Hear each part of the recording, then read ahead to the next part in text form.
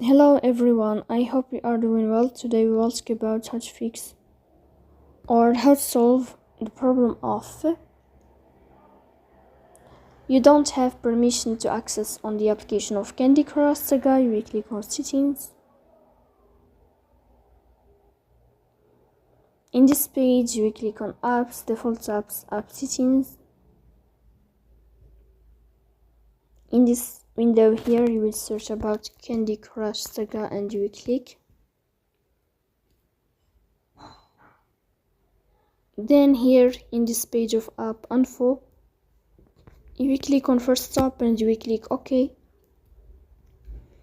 Then you will enter to the window of storage. Here you will click on clear cache.